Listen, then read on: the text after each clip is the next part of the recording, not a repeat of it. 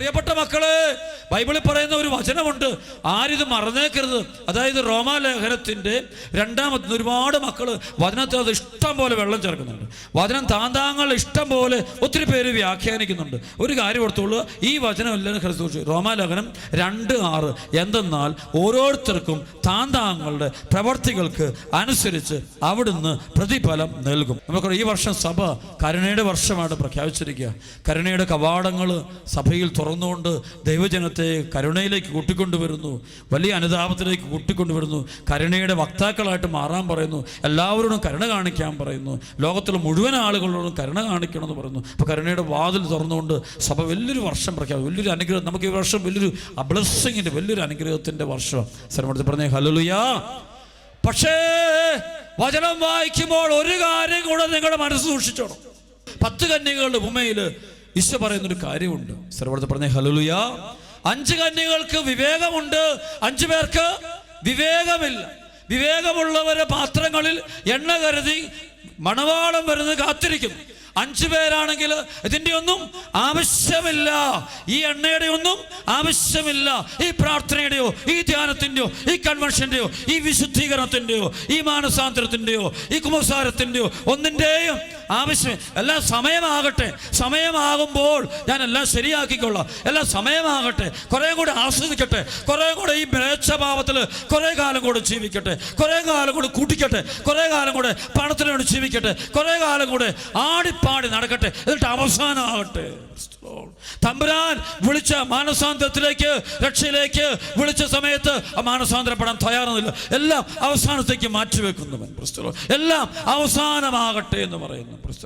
അങ്ങനെ ഇരിക്കുമ്പോഴോ പെട്ടെന്ന് എല്ലാവരും കിടന്നുറങ്ങി, എല്ലാവരും ഉറക്കത്തിലായി കഴിഞ്ഞപ്പോഴോ പെട്ടെന്ന് ആർപ്പുകളുണ്ട്. ഇതേ മണവാളം വരുന്നു, ദൈവം വരുന്നു, മണവാളം വരുന്നു. ആർപ്പുകളുണ്ടായോടെ എല്ലാവരും ചാടി എഴുന്നേറ്റു. അപ്പോൾ എണ്ണയുണ്ടായിരുന്നവർ, എണ്ണ നിറച്ച തിരികളുണ്ടായിരുന്നവർ, അവർ പെട്ടെന്ന് തിരി കത്തിച്ചു, അവരൊരുങ്ങി. അപ്പോൾ എണ്ണയില്ലാത്തവർ പെട്ടെന്ന്, അവർക്ക് തിരിയില്ലാതെ പോകാൻ പറ്റിയല്ല, വിശുദ്ധിയില്ലാതെ കയറാൻ പറ്റിയല്ല, വിശ്വാസമില്ലാതെ കയറാൻ പറ്റിയില്ല. അവർ പെട്ടെന്ന് ഈ എണ്ണ ആരെ കവിച്ചുകൊണ്ട് അവരോട് പറഞ്ഞു ഞങ്ങൾക്ക് തരാം. അപ്പോൾ അവർ ഞങ്ങൾക്ക് തരാൻ പറ്റത്തില്ല, പകരാൻ പറ്റില്ല. ഈ സമയത്ത് കാണാൻ പറ്റും, ഇനി കാലഘട്ടത്തിൽ കാണാൻ പോകുന്ന വലിയ സംഭവം, അഭിഷേകം പകരാൻ പറ്റിയല്ലാത്ത കാലഘട്ടം. ഒരു കാലം ഞങ്ങൾക്കൊണ്ട് വർഷങ്ങൾക്ക് മുമ്പ് ഞാൻ അഭിഷേകത്തിലേക്ക് വരുമ്പോൾ എൻ്റെ ആത്മീയ ഗുരു ഒരു ദിവസം വെറുതെ തലയ്ക്ക് വെച്ചൊന്ന് പ്രാർത്ഥിച്ചുള്ളൂ. ആളുടെ അഭിഷേകം മുഴുവനും ആത്മാവിനിലേക്ക് ചൊരിഞ്ഞു. പക്ഷെ ഇന്ന് കാണാൻ പറ്റും പലരുടെയും തലയിൽ നമ്മൾ കൈവെക്കുമ്പോൾ ഈ അഭിഷേകം പകരുന്നില്ല ചിലപ്പോഴൊക്കെ. എന്ന് പകർത്ത് നിൽക്കുക, പകരാൻ പറ്റാത്ത കാലഘട്ടം. ഈ വചനം കേട്ടുകൊണ്ടിരിക്കുമ്പോൾ എനിക്ക് കിട്ടിയ കൃപ അത് പകർന്നു തരാൻ ചിലപ്പോൾ പറ്റാത്ത അവസ്ഥ, അല്ലെങ്കിൽ പകർന്നു തരുമ്പോഴും സ്വീകരിക്കാൻ പറ്റാത്ത അവസ്ഥ, ഉൾക്കൊള്ളാൻ പറ്റാത്ത അവസ്ഥ, വിശ്വാസത്തിലേക്ക് വരാൻ പറ്റും. അതാണ് കൊടുക്കാൻ പറ്റാത്ത അവസ്ഥ.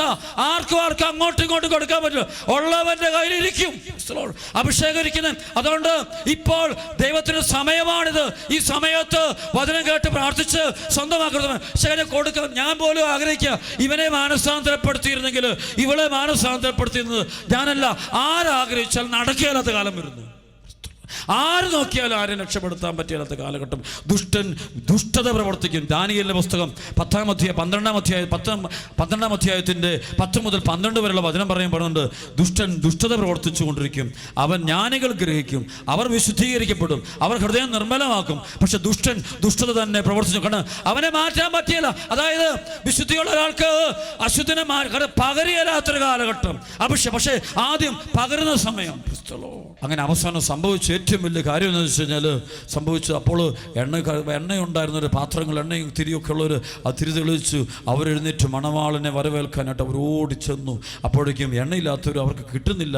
അവർ കച്ചവടക്കാരെടുത്ത് പോവുക. കച്ചവടക്കാരുണ്ട്, പുസ്തകത്തെ പറഞ്ഞ ഹല്ലേലൂയാ, എണ്ണ കച്ചവടക്കാർ അതിൻ്റെ അടുത്ത് ചെന്നിട്ടു എണ്ണയൊക്കെ മേടിച്ചുകൊണ്ട് വന്നപ്പോഴത്തേക്ക് മണവാളൻ വന്നു പോയി കഴിഞ്ഞു. മണവാളൻ അവിടെ കാത്തിരുന്ന്, ഒരുങ്ങിയിരുന്ന്, വിശുദ്ധി പാലിച്ചിരുന്ന, വിശ്വാസത്തിൽ നിർന്ന്, സഹിച്ചിരുന്ന, കാത്തിരിപ്പ്. അതാണ് എപ്പോഴും കാത്തിരിപ്പ്, പ്രത്യാശയോടെ കാത്തിരിപ്പ്. ഇന്ന് വിശുദ്ധിയോടെ കാത്തിരിപ്പാണ്. എന്താണ് വിശുദ്ധി പാലിക്കുന്നത്? ഒരു കാത്തിരിപ്പാണ്. എല്ലാവരും കാത്തിരിപ്പ്, ഈശോയ്ക്ക് വേണ്ടി കാത്തിരിക്കില്ല. അത് പ്രാർത്ഥന ഇന്നിപ്പോൾ ധ്യാനം കൊടുത്തൊരു കാത്തിരിപ്പ്, ഈശോയ്ക്ക് വേണ്ടി കാത്തിരുന്നുകൊണ്ട് അവർ ഈശോയുടെ കൂടെ കയറുക, മണവറയിൽ കയറി. അപ്പോൾ അതിന് മണവറയുടെ വാതിൽ അടയ്ക്കപ്പെട്ടു. അപ്പോഴാണ് ഈ വിവേകമില്ലാതിരുന്ന 5 കന്യകകൾ അവർ ഇവിടെ കച്ചവട സ്ഥലത്തുനിന്ന് ഇവിടുന്ന് എണ്ണ മേടിച്ചു പേടിച്ച് എല്ലാം ഒരുക്കി തിരിയും തെളിച്ചുകൊണ്ട് ഓടി എത്തിപ്പോഴേക്കും വാതിലടഞ്ഞു പോയി. ആ വാതൊക്കെ വന്നിട്ട് ഇവർ ഇടിക്കുന്നുണ്ട്. എത്ര ഇടിച്ചിട്ടും വാതിൽ തുറക്കപ്പെടുന്നില്ല. അവർ വിളി, കർത്താവേ കർത്താവേ ഞങ്ങൾക്ക് വാതിൽ തുറന്നു തരണമേ എന്ന് എത്ര വിളിച്ചിട്ടും അകത്തുനിന്ന് കേൾക്കുന്നത്, ഞാൻ നിങ്ങളെ അറിയില്ല. കരുണയുടെ ഈ വർഷത്തില് എന്ത് കാണിച്ചാലും കരുണ കിട്ടും എന്നുള്ള തെറ്റിദ്ധാരണ ആരെങ്കിലും തലയിലുണ്ടെങ്കിൽ അത് എടുത്തു മാറ്റിയേക്കണേ. കരുണയുടെ വാതിൽ തുറന്നു പിടിച്ചിരിക്കുന്ന ദൈവം തന്നെ ഇതേ വാതിൽ അടച്ചു വെച്ചിരിക്കുന്നതും ദൈവവചനത്തില് അതേപടി കാണുന്നുണ്ട്. ഈ നാളിൽ കാണാൻ പറ്റും. കുടുംബങ്ങളൊക്കെ വരുമ്പോൾ ഓരോ വ്യക്തിയുടെ ജീവിതം അതിൻ്റെ ചരിത്രമുണ്ട്. ഒരു കേസ്, ഒരാളുടെ വീട്ടിൽ തകർച്ച, അത് ഒരു ദിവസം കൊണ്ടുണ്ടാകുന്നൊരു തകർച്ചയല്ലത്. ഒരു പെങ്കൊച്ച് ഒരാളുടെ പുറകെ പോയി, അത് ഒരൊറ്റ ദിവസം കൊണ്ട് സംഭവിക്കുന്ന ചരിത്രമല്ലത്. ഒരു കുടുംബത്തിൽ സാമ്പത്തിക കടബാധ്യത ഉണ്ടായി, അത് ഒറ്റ ദിവസം കൊണ്ടുണ്ടായതല്ലത്. ഒരു കുടുംബത്തിൽ ഒരു നാശമുണ്ടായി, അത് ഒറ്റ ദിവസം കൊണ്ടുണ്ടാകുന്നതല്ല. ഒരാള് ഈശോമിശിഹായെ ഉപേക്ഷിച്ച് പോയി, ഒറ്റ ദിവസം കൊണ്ട് സംഭവിക്കുന്നില്ല. അതിന് കുറേ ചരിത്രമുണ്ട്. അത് 8, 10, 15, 20 വർഷങ്ങൾക്ക് മുമ്പ് പാകിയ ഒരു വിത്ത് വളർന്നു വളർന്നു വളർന്നു വളർന്നു വളർന്നു വളർന്ന് വലുതായി അത് ഒരു കാലം കഴിഞ്ഞപ്പോൾ അതതിൻ്റെ ഫലം പുറപ്പെടുവിച്ചത്. വർഷങ്ങൾക്ക് മുമ്പ് ഉള്ളിൽ കയറ്റിയ ചില പാപം അതിങ്ങനെ താലോലിച്ച് കുമ്പസാരിച്ച് എടുത്ത് കളയേണ്ടതായിരുന്നു. കണ്ണുനീരോടെ കുമ്പസാരിച്ചത് എടുത്ത് കളയേണ്ടതായിരുന്നു. അഹങ്കാരം എടുത്ത് കളയേണ്ടതായിരുന്നു. ഞാനൊന്ന് ഭാവം എടുത്ത് കളയേണ്ടതായിരുന്നു. അവിഹിത ബന്ധം എടുത്ത് കളയേണ്ടതായിരുന്നു. പക്ഷേ അതിനെ ന്യായീകരിച്ച് കൂട്ടത്തിൽ കൊണ്ടുപോയി വർഷങ്ങൾ കഴിഞ്ഞപ്പോൾ അത് വലിയ കുഴി കൊണ്ടിട്ട് ആ കുടുംബം, ആ ജീവിതം മുഴുവൻ നശിപ്പിച്ചെടുക്കുക. പണത്തോടുള്ള കൊതി, ചിലപ്പോൾ അപ്പനോടുള്ള വെറുപ്പ്, അമ്മയോടുള്ള വെറുപ്പ്, അത് ഇന്നലെ ഇങ്ങനെ തുടങ്ങിയതല്ലത്. ഇത് വർഷങ്ങൾക്ക് മുമ്പോട്ട് തുടങ്ങിയ സംഭവം. അതിങ്ങനെ വളർന്ന് വലുതായി. സഭയോടുള്ള വെറുപ്പ്, ചിലപ്പോൾ അച്ഛന്മാരോട്, സുവിശേഷ പ്രഘോഷകരോട് ഒക്കെയുള്ള വെറുപ്പ്, അതൊക്കെ ഇന്നലെ തുടങ്ങിയതല്ല. കുറേ വർഷങ്ങൾക്ക് മുമ്പ് ഹൃദയത്തിൽ വീണൊരു വിത്ത്. അതെടുത്ത് കളയേണ്ടതായിരുന്നു. അതിനെ താലോലിക്കരുതായിരുന്നു. അത് മനസ്സിൽ വെക്കാൻ പാടില്ലായിരുന്നു. അത് പ്രാർത്ഥിച്ച് മാറ്റേണ്ടതായിരുന്നു. കുമ്പസാരിച്ച് അകറ്റേണ്ടതായിരുന്നു. അത് ഉള്ളിൽ വെച്ച് അതിങ്ങനെ താലോലിച്ചു അതിനെ ന്യായീകരിച്ചു കള്ള കുമ്പസാരങ്ങൾ നടത്തി. അങ്ങനെ വന്നപ്പോൾ അത് കയറി അവസാനം കൊണ്ട് വലിയ കുഴി കൊണ്ട് ഇടുക. അനുതാപം നിറഞ്ഞ ഹൃദയത്തോടെ യേശുവിലേക്ക് നിങ്ങൾ യേശുവിനെ അറിയണം. യേശു ക്രിസ്തു ആരാണെന്ന് അറിയണം. ചരിത്രം മുഴുവൻ പഠിക്കണം. ദൈവത്തെക്കുറിച്ച് അറിവുള്ളവരായിട്ട് മാറുന്ന അവസരം. ഹല്ലേലൂയ. അങ്ങ് അബ്രാഹാം അനുഭവിച്ച ദൈവം, മോശെ അനുഭവിച്ച ദൈവം, ആ ദൈവത്തെ നിങ്ങൾ അറിയണം. നിങ്ങൾ ഇസ്രായേൽ ജനം വേദനയോടെ, സങ്കടത്തോടെ, പറവോടെ അടിമത്തത്തിൽ കഴിയുമ്പോൾ അവരിങ്ങനെ രാവും പകലും വിളിക്കും, അബ്രാഹത്തിൻ്റെയും ഇസ്ഹാക്കിൻ്റെയും യാക്കോബിൻ്റെയും ദൈവമേ അങ്ങുണ്ടെങ്കിൽ വന്ന് ഞങ്ങളെ രക്ഷിക്കണേ. ഈ പറവോ ഞങ്ങളെ അടിമപ്പെടുത്തുകയാണ്, ഞങ്ങൾ നരകയാതനയാണ്, ഞങ്ങൾ തകർന്നു പോകുന്നു, ഞങ്ങൾ വേദനിക്കുന്നു. രാവും പകലും കിടന്ന് ഈ പാവങ്ങൾ കിടന്ന് കരയും. ഈ കരച്ചിൽ കേട്ടപ്പോൾ ദൈവം ഉടനെ ആ കരച്ചിൽ കേട്ടിട്ട് അത് ചെവി അടയ്ക്കും ദൈവമല്ല, രക്ഷിക്കാൻ വേണ്ടി ദൈവം മോശയെ അവരുടെ അടുക്കിലേക്ക് അയച്ചു കൊടുക്കുക. അവർക്ക് പറഞ്ഞ ഹല്ലേലൂയ. മോശയെ കൊണ്ടുവന്നിട്ട് ദൈവം മോശയെ വളർത്തിയിട്ട് അവൻ വന്നിട്ട് അവനെ കൊണ്ട് വരിക. ദൈവം അവനെ നിർബന്ധിക്കുന്നത് കാണാൻ പറ്റും. ഹോറേബ് മലയുടെ മുകളിൽ കത്തുന്ന മുൾപ്പരപ്പില് ദൈവം പ്രത്യക്ഷപ്പെട്ടപ്പോൾ മോശ കാണുകയും മോശ അടുത്തേക്ക് ചെന്നപ്പോൾ ദൈവം വിളിച്ചു, മോശേ നീ നിൽക്കുന്ന സ്ഥലം പരിശുദ്ധമാണ്, കാലുകളെ ചെരുപ്പടിച്ചു മാറ്റാൻ പറയുമ്പോൾ എല്ലാം അഴിച്ചു മാറ്റി തമ്പുരാൻ രൂപ നിൽക്കുമ്പോൾ തമ്പുരാൻ പറഞ്ഞു, എൻ്റെ ജനത്തിൻ്റെ നിലവിളി ഞാൻ കേൾക്കുന്നു, അതുകൊണ്ട് നീ അവർക്ക് വിമോചകനായിട്ട് ചെല്ലണം, നീ അവരെ സഹായിക്കണം എന്ന് പറയുമ്പോൾ മോശ അതിൽ നിന്ന് പിന്മാറാൻ ശ്രമിക്കുമ്പോൾ ദൈവം വിടുന്നില്ല. ദൈവം വട്ടം പിടിച്ച് അവനെ അഭിഷേകം ചെയ്ത് അവൻ നിർബന്ധിച്ചാണ് അവനെ വിടുന്നത്. അവൻ താല്പര്യമില്ല, അത്രയും കഷ്ടപ്പെടാൻ യാതൊരു താല്പര്യം അവനില്ല. പക്ഷേ ദൈവനെ നിർബന്ധിച്ച് അവനെ ചുമതല ഏൽപ്പിച്ച്, കാരണം അത്രമാത്രം തൻ്റെ ജനത്തിൻ്റെ നിലവിളിക്ക് ഉത്തരം കൊടുക്കുന്നവനാണ് നമ്മുടെ ദൈവമെന്ന് നമ്മൾ അറിയണം. ആ ദൈവത്തിൻ്റെ ശക്തി അതാണെന്ന് അറിയണം. നമ്മുടെ കണ്ണുനീര് കാണാത്ത ദൈവമല്ല, നമ്മളെ രക്ഷിക്കാൻ ആഗ്രഹിക്കുന്നുണ്ട്. നമ്മളെല്ലാം നശിച്ചു പോകണമെന്ന് ഒരിക്കലും ദൈവം ആഗ്രഹിക്കുന്നില്ല. പാപം മൂലം നമ്മൾ തിന്മയിൽ കഴിയുമ്പോഴും തകർച്ച കഴിയുമ്പോഴും അവിടുന്ന് രക്ഷപ്പെടുക്കണം, അതിൽ രക്ഷിക്കണം, പുറത്തു കൊണ്ടുവരണം. ദൈവത്തിൻ്റെ ആഗ്രഹത. അല്ലാതെ എല്ലാവരും ശിക്ഷിച്ച് നശിപ്പിക്കണം എന്നല്ല ദൈവം ആഗ്രഹിക്കുന്നത്. എങ്ങനെയും രക്ഷിക്കണമെന്നുള്ള ദൈവത്തിൻ്റെ വലിയൊരാഗ്രഹം. ശ്രമത്തിൽ പറഞ്ഞേ ഹല്ലേലൂയ. വീണ്ടും കാണാൻ പറ്റും അതായത് മോശ പോയിട്ട് ഇസ്രായേൽ ജനത്തോട് പ്രസംഗിക്കുന്നുണ്ട്. അതിനുശേഷം അതായത് അവിടെ ചെന്നിട്ട് ഫറവോയുടെ രാജകൊട്ടാരത്തിൻ്റെ ഇസ്രായേൽ ജനത്തെ ദൈവജനത്തെ വിട്ടുതരാൻ പറയുമ്പോൾ അവിടെ അവർ സമ്മതിക്കുന്നില്ല. അവിടെ മോശയിലൂടെ ദൈവം അടയാളം പ്രവർത്തിക്കുന്നത് കാണാൻ പറ്റും, അത്ഭുതം പ്രവർത്തിക്കുന്നത് കാണാൻ പറ്റും. എത്ര ചെയ്തിട്ട് അവൻ്റെ ഹൃദയം കഠിനമാകുന്നു. എന്നിട്ട് ദൈവം അവിടെ വെച്ച് വിടുന്നില്ല. ദൈവം ഇടപെട്ട് വെറും സാധാരണക്കാരനായ മോശയെ ദൈവം ഒരു ഉപകരണമാക്കിക്കൊണ്ട് ഇസ്രായേൽ ജനത്തെ അടിമത്തത്തിൻ്റെ സ്ഥലത്ത് പുറത്തുകൂടെ കടച്ചാൽ ദൈവത്തിൻ്റെ മക്കളെ അടിമകളാക്കാൻ ദൈവം ഒരിക്കലും ആഗ്രഹിക്കുന്നില്ല. ദൈവത്തിൻ്റെ മക്കളെ ലോകം അടിമകളാക്കാൻ ദൈവം ആഗ്രഹിക്കുന്നില്ല. ആരും അവരെ ഭരിക്കുന്ന ദൈവത്തിന് ഇഷ്ടമില്ല. തമ്പുരാൻ അവരെ മോചിപ്പിക്കാൻ കൊണ്ടുപോവുക, ശക്തമായിട്ട് കൊണ്ടുപോവുക. അപ്പോൾ നമ്മുടെ ദൈവം രക്ഷിക്കുന്ന ഏത് തകർച്ചയിൽ രക്ഷിക്കുന്ന ദൈവം.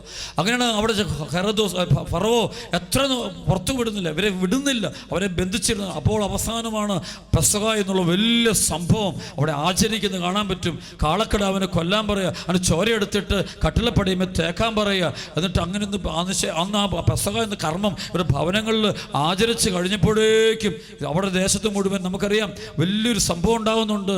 ആ ഈജിപ്തിലെ ആദിജാതന്മാരെല്ലാം സംഹരിക്കപ്പെടുന്ന സംഭവം, വധിക്കപ്പെടുന്ന സംഭവം. അതോടെ അവർ കെട്ടുപൊട്ടി, അവരുടെ ബന്ധനം അഴിഞ്ഞു. ഉടനെ അദ്ദേഹം പറയുന്നുണ്ട്, ഫറവോ പറയുന്നുണ്ട്, ദൈവം ഇസ്രായേൽ ജനത്തെ കൊണ്ടുപോയിക്കോളാൻ പറഞ്ഞു, മോശയോട് കൊണ്ടുപോയിക്കോളാൻ പറഞ്ഞു. അങ്ങനെ മോശ അവരെയും കൊണ്ട് പുറത്തു കൊണ്ട് മോശയെല്ലാം കൊണ്ടുവന്നു. ദൈവമാണ് കൊണ്ടുവരുന്നത്. സർവ്വത്തെ പറഞ്ഞ ഹല്ലേലൂയ. ദൈവമാണ് അവരെ രക്ഷിക്കുന്നത്. ദൈവമാണ് അവരെ രക്ഷിക്കുന്നത്. യഹോവയായ ദൈവമാണ് രക്ഷിക്കുന്നത്. മോശ ഒരു ഉപകരണം മാത്രം. ദൈവമാണ് പ്രവർത്തിക്കുന്നത്. സർവ്വത്തെ പറഞ്ഞ ഹല്ലേലൂയ. നിങ്ങളൊക്കെ ഞങ്ങളുടെയൊക്കെ അടുത്ത് വരുമ്പോൾ നിങ്ങൾ ഒരു കാര്യം നിങ്ങളുടെ മനസ്സിൽ നിന്ന് ഒരിക്കലും മാഞ്ഞു പോയേക്കരുത്. അതായത് നിങ്ങൾ ഞങ്ങളുടെ അടുത്ത് വരുമ്പോൾ നിങ്ങൾ മനസ്സിലാക്കേണ്ടത്, ഞങ്ങൾ ആരോടാണോ പ്രാർത്ഥിക്കുന്നത് ആ ആളാണ് നിങ്ങളെ അനുഗ്രഹിക്കുന്നത്. Praise the Lord. അല്ല, ഞങ്ങളല്ല അനുഗ്രഹിക്കുന്നത്, ഞങ്ങൾ ആരോടാണോ പ്രാർത്ഥിക്കുന്നത് ആ ആളാണ് നിങ്ങളെ അനുഗ്രഹിക്കുന്നത്. ഞങ്ങൾ ആരെയാണോ വിളിക്കുന്നത് ആ ദൈവമാണ് നിങ്ങളെ രക്ഷിക്കുന്നത്. ഞങ്ങൾ ഏത് ദൈവത്തെയാണ് ആരാധിക്കുന്നത് ആ ദൈവമാണ് ഞങ്ങൾ, അല്ല ഞങ്ങളല്ല. ഞങ്ങൾ എൻ്റെ ഇടയ്ക്ക് നിൽക്കുന്നൊരു ഉപകരണം മാത്രമേ ഉള്ളൂ. പ്രവർത്തിക്കുന്നത് ഞങ്ങൾ ആരെയാണ് ആ ദൈവം. അതുകൊണ്ട് നിങ്ങൾ ഒരു പ്രാർത്ഥനക്കാരൻ്റെ അടുത്ത് പോകുമ്പോൾ നിങ്ങൾ ഓർക്കേണ്ടത് ആ വ്യക്തി ആരെയാണ് വിളിക്കുന്നത് ആ ആളാണ് നിങ്ങളെ രക്ഷിക്കുന്നത്, അല്ലാണ്ട് ആ വ്യക്തിയല്ല. മോശയല്ല രക്ഷിച്ചത്, ദൈവമാണ് രക്ഷിക്കുന്നത്. ദൈവമാണ് പ്രവർത്തിക്കുന്നതെന്ന് അറിയണം നിങ്ങൾ. ദൈവമാണ് പ്രവർത്തിക്കുന്നത്. സർവ്വത്തിൽ പറഞ്ഞ ഹല്ലേലൂയ. ആ ദൈവത്തെ ഇത് നിങ്ങൾ വിളിക്കണം, ആ ദൈവത്തെ അറിയണം. നിങ്ങൾ ആ ദൈവത്തിൻ്റെ മുന്നിൽ നിങ്ങൾ കണ്ണുനീരൊടുക്കണം, ആ ദൈവത്തെ അനുസരിക്കണം. അത് മാത്രമേ അച്ഛൻ ആവശ്യപ്പെടുന്നുള്ളൂ. ആ ദൈവത്തിൻ്റെ വാക്ക് എല്ലാം കേൾക്കണം, മുഴുവൻ അനുസരിക്കണം. ആ ദൈവത്തെ മറന്നു പോകരുത്, ആ ദൈവത്തെ മാറ്റി നിർത്തരുത്, ആ ദൈവത്തെ ചെറുതാക്കരുത്, ആ ദൈവത്തെ പരിഹസിക്കരുത്, ആ ദൈവത്തെ നിന്ദിക്കരുത്. അത് മാത്രം അച്ഛൻ നിങ്ങളോട് പറയുന്നത്. യേശുവേ നന്ദി. ആ മോശ മുന്നോട്ട് ഇസ്രായേൽ കൂട്ടിക്കൊണ്ട് വന്നിട്ട് ആ ചെങ്കടലിൻ്റെ മുന്നിൽ നിൽക്കുക. വലിയ ചെങ്കടൽ, വലിയ ചെങ്കടൽ. ഇതെങ്ങനെ കടക്കും? എങ്ങനെ കടക്കാൻ പറ്റും? ഇസ്രായേലത്തെ കൊണ്ട് അക്കരെ കടത്താൻ പറ്റും? നടക്കുന്ന കാര്യമില്ല. തടസ്സം, വലിയൊരു തടസ്സം വരിക. ആ തടസ്സം വരുമ്പോൾ ആ തടസ്സം മാറ്റുന്നത് മോശയല്ല, മോശയുടെ കയ്യിൽ നിന്ന് വടിയുമല്ല, അതെല്ലാം വെറും അടയാളങ്ങൾ മാത്രം. ഇസ്രായേൽ എസെക്കിയേലിനോടും ജെറമ്യായോടൊക്കെ ദൈവം വിളിച്ച് പറയുന്നുണ്ട്, ജെറമ്യാ, നീ ജനത്തിന് നീ ഒരു അടയാളമായിരിക്കും. എസെക്കിയാ, ഞാൻ നിന്നെ ജനത്തിനൊരു അടയാളമാക്കും, ഞാൻ നിന്നെ ഒരു അടയാളമാക്കുക. അല്ല, നീയല്ല പ്രവർത്തിക്കുന്നത്, ഞാനാ പ്രവർത്തിക്കുന്നത്, എൻ്റെ കാര്യമാണ് പ്രവർത്തിക്കുന്നത്, ദൈവത്തിൻ്റെ കാര്യമാണ്. ആ ദൈവത്തെ നിങ്ങൾ വിളിക്കണം, നിങ്ങൾ ആ ദൈവത്തെ അറിയണം. ആ ദൈവത്തെ അറിഞ്ഞില്ലെങ്കിൽ നമുക്ക് മുന്നോട്ട് പോകാൻ പറ്റിയല്ല. ആ ദൈവത്തെ സ്നേഹിക്കുന്ന മക്കളായിട്ട് മാറണം. ആ ദൈവത്തെ സ്നേഹിച്ച്, ആ ദൈവത്തെ ആരാധിച്ച്, ആ ദൈവത്തോട് കൂടെ ജീവിക്കണം. അതാണ് നമ്മുടെ വിളി, അതാണ്. ശ്രമത്തിൽ പറഞ്ഞ യേശുവേ നന്ദി. മോശ ചെങ്കടലിന്റെ മീതെ കൈകൾ നീട്ടിപ്പിടിക്കുമ്പോൾ ആ രാത്രിയിൽ നമുക്കറിയാം ചെങ്കടൽ രണ്ടായിട്ട് മാറിയെന്നാണ് ഇപ്പോൾ ചരിത്രം, ഈ നാളുകൾ ചരിത്രങ്ങളും പഠിപ്പിക്കുന്നുണ്ട്. ആ സ്ഥലത്തെക്കുറിച്ച് ഒരുപാട് ഹിസ്റ്റോറിക്കൽ പഠനങ്ങൾ നടത്തിയിട്ടുണ്ട്. ഇങ്ങനെ സംഭവം നടന്നോ ഇല്ലയോ, ഒരുപാട് ചോദ്യോത്തരങ്ങൾ. പക്ഷേ അതിൻ്റെ വലിയ വചനം പഠിക്കും. നമുക്കറിയാം ബൈബിള് വലിയ സത്യം. ബൈബിളിലെ പല വചനങ്ങളും അത് മനുഷ്യബുദ്ധിക്ക് നിരക്കുന്നതല്ല. പക്ഷേ അത് ആ കാലഘട്ടത്തിലെ ദൈവജനത്തിൻ്റെ നേരിട്ടുള്ള അനുഭവം, നേരിട്ടുള്ള അനുഭവം. ഹല്ലേലൂയ. അവരവരുടെ അനുഭവം അതേപടി എഴുതി വെച്ചിരിക്കുക. പക്ഷെ നമുക്കത് മനസ്സിലാക്കാൻ പറ്റാത്ത നമ്മുടെ കുഴപ്പം കൊണ്ടോ, അല്ലാണ്ട് അനുഭവം കിട്ടാത്തതുകൊണ്ടോ. അവർക്കത് അവരുടെ അനുഭവമാണത്, അത് അവരുടെ അനുഭവം. ബർത്തിമേയുസ് എന്ന് പറയുന്ന അന്ധന്റെ കണ്ണു തുറക്കപ്പെട്ടത് അത് അവന്റെ അനുഭവം. ആ അനുഭവത്തെ നീ എത്ര ചോദ്യം ചെയ്താലും നീ ചെറുതായി പോവുള്ളൂ. നന്ദി. സ്ഥലപ്പെടുത്തി പറഞ്ഞ ഹല്ലേലൂയ. അങ്ങനെ മോശ കൈവിരിക്കുമ്പോൾ രാത്രി നേരം വെളുക്കുമ്പോൾ ഇതേ ചങ്കടൽ രണ്ടായിട്ട് മാറി. ഞാൻ അതേപടി അത് വിശ്വസിക്കുന്നു. ക്രിസ്തു ലോർഡ്, ഈ കാലഘട്ടത്തിലും ദൈവം എന്തെല്ലാം അത്ഭുതങ്ങളും അടയാളങ്ങളും പ്രവർത്തിക്കുന്നു. ദൈവത്തിന് അസാധ്യമായിട്ട് ഒന്നുമില്ല. അവർക്ക് പറഞ്ഞ ഹല്ലേലൂയ. ലൂക്കാ 1:38 ദൈവത്തിന് അസാധ്യമായിട്ട് അതൊന്നുമില്ല. ആ തമ്പുരാൻ പ്രവർത്തിക്കുക. ആ ദൈവത്തെ നീ അറിയണം. ആ ദൈവത്തെ അങ്ങനെ ദൈവമുണ്ട്, അങ്ങനെ ദൈവമുണ്ട്. ഇസ്രായേൽ ജനത്തെ ചങ്കടലിൽ കടത്തിയ ഒരു ദൈവമുണ്ട്. ആ ദൈവം ഇന്നും നമ്മുടെയൊക്കെ ജീവിതത്തിൽ വന്ന് പ്രവർത്തിക്കാൻ തയ്യാറാണ്. ആ ദൈവത്തെ എനിക്ക് ഡൊമിനിക്കച്ചന് മാത്രം അനുഭവം കിട്ടില്ല. ഇവിടെ ഇരിക്കുന്ന ഓരോ വ്യക്തിയുടെയും സ്വന്തമാകേണ്ട ദൈവമാണത്. ഓരോ വ്യക്തിയുടെയും ജീവിതത്തിൻ്റെ ഭാഗമാകേണ്ട ദൈവമാണത്. ഓരോ വ്യക്തിയുടെയും രഹസ്യം പരസ്യമായ ജീവിതത്തിൻ്റെ നേതാവാകേണ്ടവനാണ് ആ ദൈവം. ആ ദൈവത്തെ നീ സ്വന്തമാക്കിയിട്ടുണ്ടോ? അതാണ് എൻ്റെ ചോദ്യത. ആ ദൈവത്തെ സ്വന്തമാക്കണം.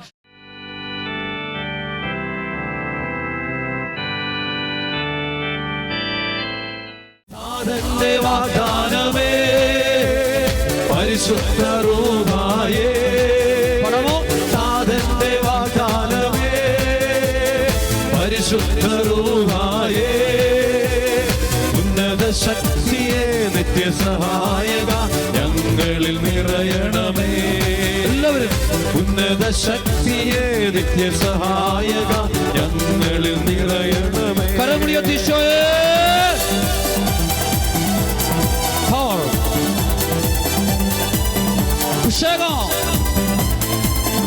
ജീസസ്.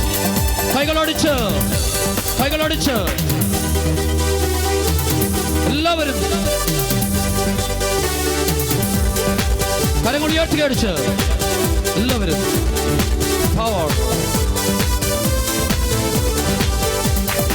ഏലിയായിൽ നിറഞ്ഞ അത്യുന്നത ശക്തി അഭിഷേകമായി നിറഞ്ഞിടട്ടെ. ഏലിയായിൽ നിറഞ്ഞ അത്യുന്നത ശക്തി അഭിഷേകമായി നിറഞ്ഞിടട്ടെ. കാലിനു മുന്നിൽ കാർമൽ മുകളിൽ അഗ്നിയായി ഇറങ്ങിയ ആത്മശക്തി. കാലിനു മുന്നിൽ കാർമൽ മുകളിൽ അഗ്നിയായി ഇറങ്ങിയ ആത്മശക്തി. നാഥന്റെ വാഗ്ദാനമേ, പരിശുദ്ധ റൂഹായേ, നാഥന്റെ വാഗ്ദാനമേ, പരിശുദ്ധ റൂഹായേ, ഉന്നത ശക്തിയെ നിത്യസഹായക ഞങ്ങളിൽ നിറയണമേ. ഉന്നത ശക്തിയെ നിത്യസഹായക ഞങ്ങളിൽ നിറയണമേ. ആടിപ്പാടി കൈകൾ ഉയർത്തി കൈയടിച്ച് കരങ്ങൾ ഉയർത്തി കൈകളടിച്ച് എല്ലാവർക്കും അഭിഷേകം.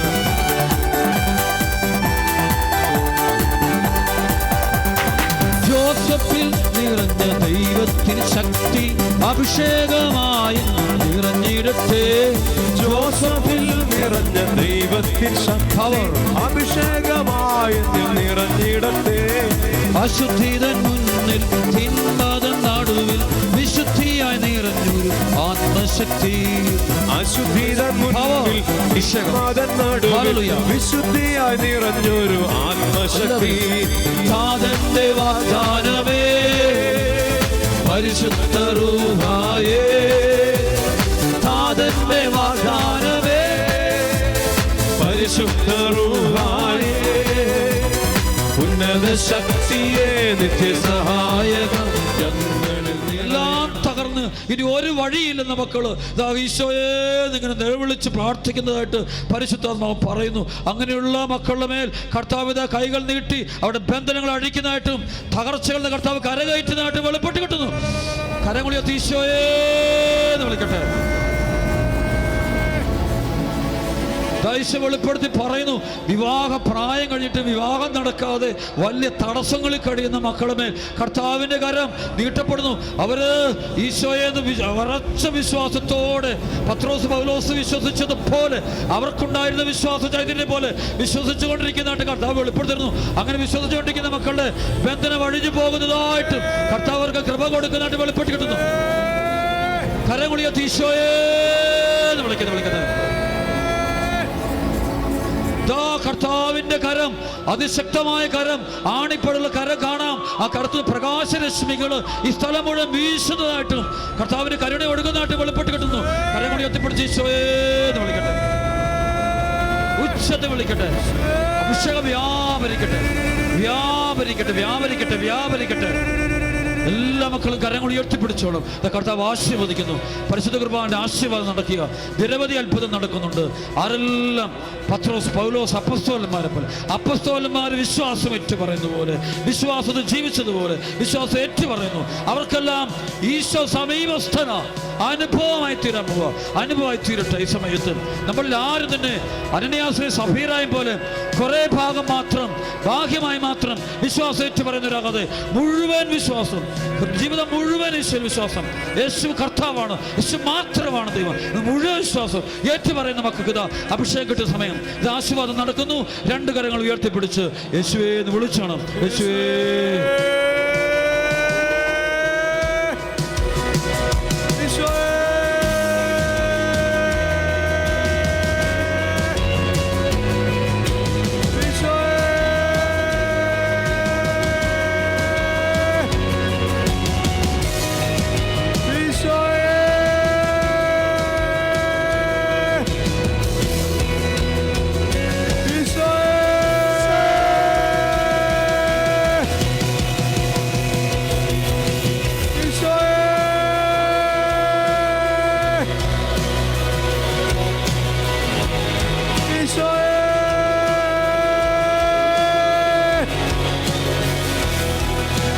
യേശുവേ